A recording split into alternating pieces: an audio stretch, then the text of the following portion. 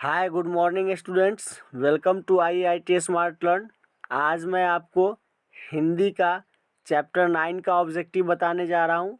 Chapter 9 का नाम है परगीत और समाज। यदि आप हमारे चैनल पे नए हैं तो चैनल को सब्सक्राइब ज़रूर कर लें। यहाँ पे आपको सभी सब्जेक्ट की तैयारी कराई जाती है। तो चलिए वीडियो स्टार्ट करते हैं। पहला क्वेश्चन है कि दुनिया को हाथ की तरह गर्म और सुंदर होना चाहिए, यह किस कवि की कविता का अंश है? तो यह जो है आपका केदारनाथ सिंह का लिखा हुआ है, इसलिए आपका राइट ऑप्शन हो जाएगा ए। चलिए नेक्स्ट क्वेश्चन देखते हैं। राम की शक्ति पूजा किसकी कविता है? तो राम की शक्ति पूजा जो है वो निराला जी की कविता है, इसलिए राइट ऑप्शन हो जाएगा डी। चलिए नेक्स्ट क्वेश्चन देखते हैं कि तनगई रीढ़ किसकी कविता है? तो तनगई रीढ़ जो है वो नागार्जुन की कविता है, इसलिए आपका राइट ऑप्शन हो जाएगा सी। अगला प्रश्न देखते हैं कि परगीत कैसा काव्य है? तो परगीत जो है आपका वो प्रबंध काव्य है, इसलिए राइट ऑप्शन हो जाएगा सी। चलिए नेक्स्ट क्वेश्चन देखते हैं।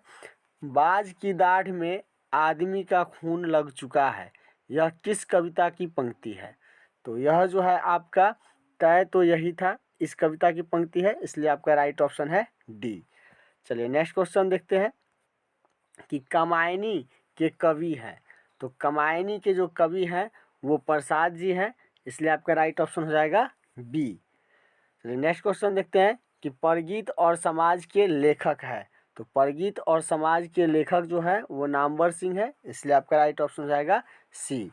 चलिए नेक्स्ट क्वेश्चन देख लेते हैं कि नामवर सिंह 1970 में किस विश्वविद्यालय में हिंदी विभाग के अध्यक्ष पद पर प्रोफेसर के रूप में नियुक्त हुए? तो ये जो थे वो आपको जोधपुर विश्वविद्यालय में जो है प्रोफेसर के पद पे नियुक्त हुए थे, इसलिए राइट ऑप्शन हो जाएगा डी। चलिए नेक्स्ट क्वेश्चन देखते हैं कि नामवर सिंह का जन्म कहाँ हुआ था? तो नामवर सिंह का जन्म जो है वो जीयनपुर में हुआ था, इसलिए राइट ऑप्शन हो जाएगा ए। चलिए अगला क्वेश्चन देखते हैं कि तुलसीदास के रचयिता कौन है? तो तुलसीदास के रचयिता जो है वो सूर्यकांत त्रिपाठी निराला है, इसलिए राइट ऑप्शन हो जाएगा डी, सूर्यकांत त्रिपाठी निराला। चलिए नेक्स्ट क्वेश्चन देखते हैं कि सच्चे अर्थों में प्रगीतात्मकता का आधार क्या है?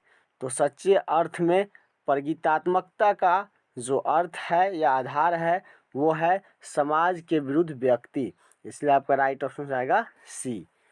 चलिए नेक्स्ट क्वेश्चन देखते हैं कि नामवर सिंह को किस कृति पर साहित्य अकादमी पुरस्कार प्राप्त हुआ है? तो नामवर सिंह को जो है कविता के नए प्रतिमान पर जो है साहित्य अकादमी पुरस्कार मिला था, इसलिए आपका राइट ऑप्शन हो जाएगा ए।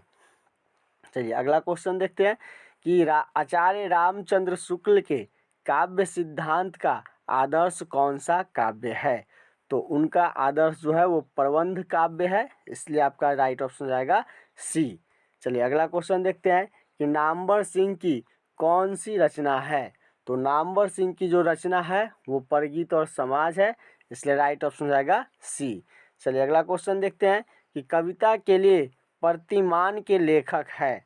तो कविता के लिए प्रतिमान के लेखक जो है वो नामवर सिंह है, इसलिए राइट ऑप्शन हो जाएगा डी।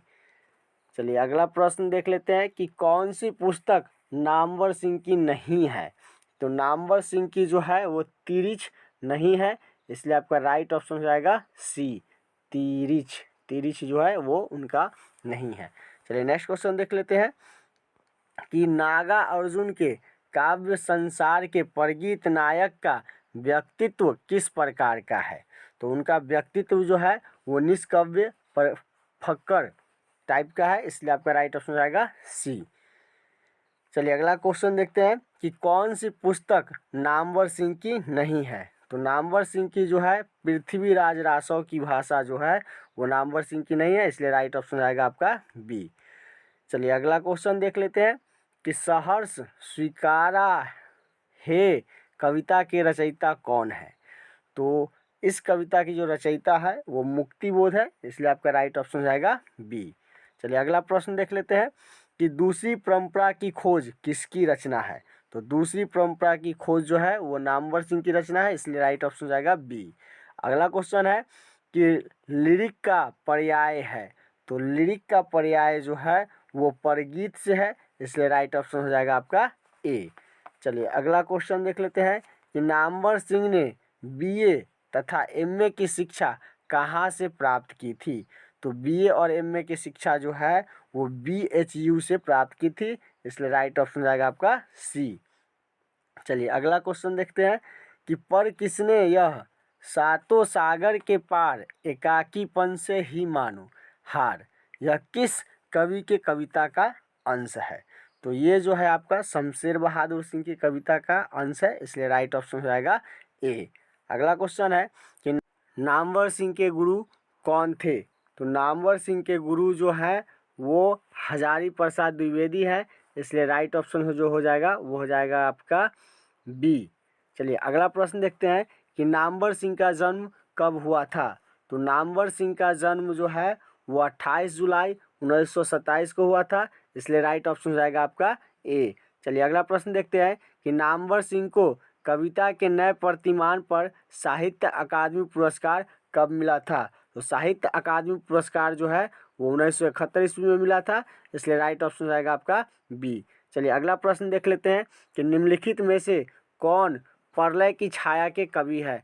तो प्रलय की छाया के जो कवि है वो है जयशंकर प्रसाद, इसलिए राइट ऑप्शन हो जाएगा आपका सी। चलिए अगला प्रश्न देखते हैं कि मैं तुम लोगों से दूर हूँ किसकी कविता है। तो मैं तुम लोगों से दूर हूँ यह कविता मुक्तिबोध की है, इसलिए राइट ऑप्शन आपका हो जाएगा ए। चलिए अगला प्रश्न देख लेते हैं कि नामवर सिंह द्वारा लिखित परगीत और समाज क्या है। तो नामवर सिंह द्वारा लिखित परगीत और समाज जो है वो निबंध है, इसलिए राइट ऑप्शन आपका हो जाएगा बी। चलिए अगला प्रश्न देख लेते हैं कि नामवर सिंह प्रधान संपादक थे।